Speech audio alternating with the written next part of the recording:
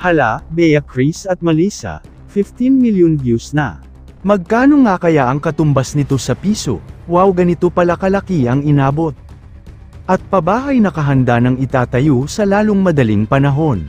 At dahil sa tag-ulan na Tres Marias, bakit madalas nagkasakit sila? Ito ang gagawin natin ngayon ng reaction mga kababayan. Pero bago yan, ay nais ko po sanay i-like ang video na ito. At pakiusap lang po na sanay panoorin nyo muna ang kabuuan ng video na ito. At para inyong malalaman ang nilalaman nito hanggang sa dulo.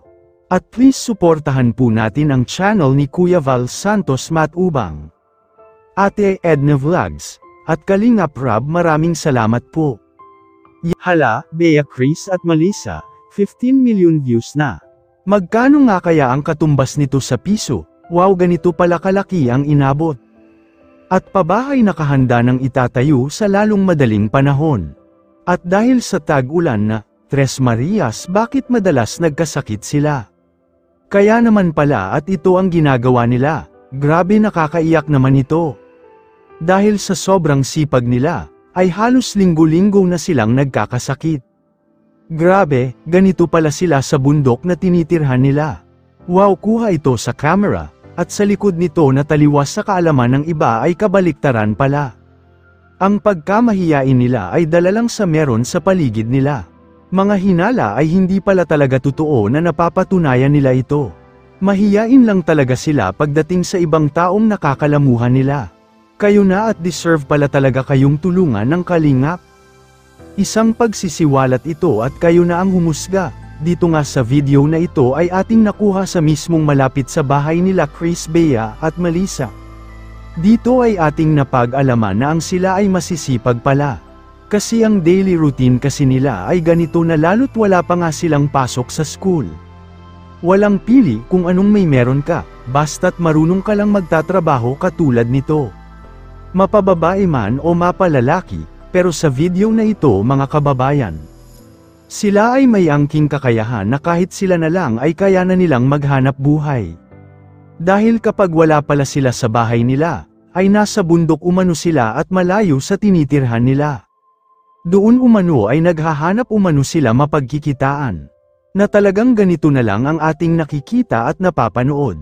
Na ang trabaho na para sa lalaki ay ginagawa nila Bea Chris at Melissa.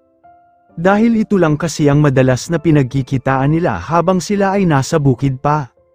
Mga babae lang sila pero ang kilos at galaw pala nila ay kilos at trabaho na ng mga lalaki. Dito ating natunghayan na babae ang gumawa at talagang mapapabilib kayo dito. So ibig sabihin pala mga kababayan, ang tatlong magkakapatid na ito ay sobrang sipag talaga. Dahil nga sa lalo na ngayon na wala silang pasok at naghahanap pala sila ng katulad sa ginagawa ng paano ko ba nasabi.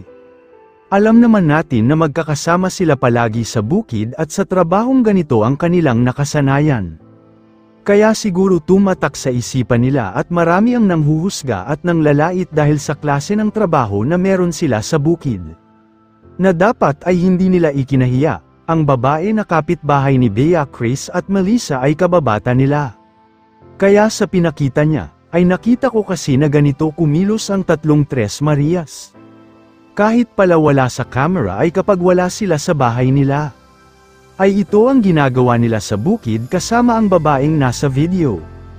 Andyan din kasi si Kuya Kokoy na madalas kasama ni Kalingap Rob. At siya mismo ang nagsasabi na masisipag pala talaga ang mga babae sa bukid. Kabilang na nga dito sila Bea, Chris at Melissa, sabi pa nga niya. Ang trabaho nila Bea, ay hindi daw niya naranasan. Napahanga na lang talaga siya dahil ang ginagawa nila ay hindi niya ito kinakaya. Kaya naman sa mga ginagawa nila ay nagbunga at nagkaroon ng magandang epekto. Ang pagtatrabaho na dahil ang lahat ng ito ay may kapalit at resulta. Sa sobrang sipag nila ay umaabot na sila ng ganito ng edad at nakaraos sila sa pang-araw-araw na kahirapan. Dito nga mga kalingap, ay magiging inspirasyon sana ito ng iba na katulad sa Tres Marias na ito. Ay magsilbi sana nilang guide o halimbawa na may pag-asa habang tayo ay nabubuhay. Mga kababayan, sana ay suportahan po natin talaga ang tatlong Tres Marias na ito. Dahil sobra ang sipag nila pagdating at sa usaping trabaho sa bukid. Kaya naman sana po ay atin pong ipapamalas at sa panunood sa channel ni Kalinga Prab ay atin silang patuloy na masuportahan. Balik tayo sa sinasabi ko na 15 million views na ang kabuuhang views ng Tres Marias. Yes mga kababayan, totoo po na ganyan na po ang inabot na views ng Tres Marias sa channel ni Kuya Rab. Kaya siguradong mas bongga at malaki pa ang magiging pabahay nila.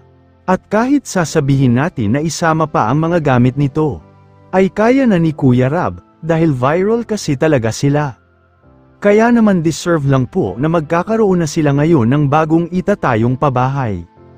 Kaya aabangan mo natin ito mga kababayan, mamadaliin na kasi ito dahil malapit na ang tag-ulan. Madami na kasing butad ang bubong sa luma nilang bahay. At kung ating pansinin ay madalas na silang nagkasakit sa ngayon. Kayong mga kalingap, sana ay magbigay kayo ng inyong komento, reaction at opinion patungkol dito, para ating malaman ang inyong damdamin at saloobin, at para maiparating natin sa Kalingap Team, at mabigyan agad ito ng kasagutan.